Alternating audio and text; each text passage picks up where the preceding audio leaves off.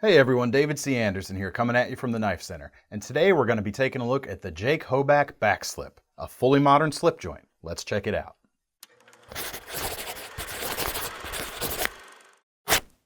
So take one look at this blade, and even though it's a slip joint, the first thing you notice is it's not your granddaddy's pocket knife. What we have here is a blade that takes inspiration from Jake Hoback's classic Quayback design, integrating a trailing point tanto blade into a slip joint. So this style of blade is certainly unconventional for a non-locking slip joint, but I actually think it works very well. There is a subtle recurve here to the edge, but when you hold it, it actually does feel like it's going to whittle and pair quite nicely. And thanks to that tanto profile, it's actually real easy to get in there and do things like notches or other fine detail cuts if you are whittling. One of the more nods to the traditional with this knife is we do get a long cutout for opening, but where it differs is we actually get that on both sides of the blade. I haven't talked about the steel yet, but this is aeb-l stainless, which is actually one of my favorite stainless steels on the market. It takes a really fine edge, holds it very well, but it's still quite easy to sharpen, which I really appreciate. It also features a really nice stonewashed finish, which is going to help hide scratches that will inevitably happen when you do use the knife.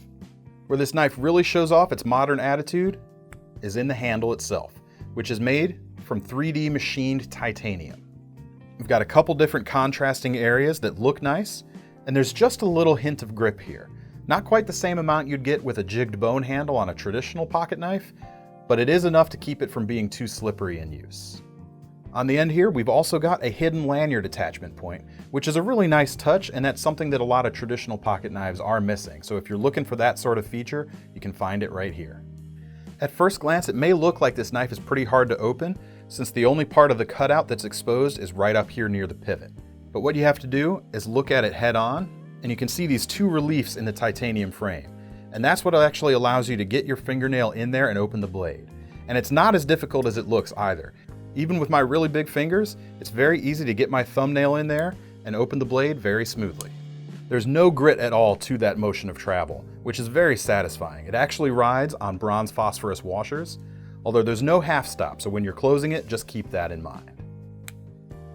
So with slip joints making something of a resurgence these last few years, it was only a matter of time before someone came out with something like the Backslip, and we're really excited, because there's nothing else out there right now that's quite like it. If you like what you see here and want to get your hands on one, make sure to click the link in the description below to head over to KnifeCenter.com.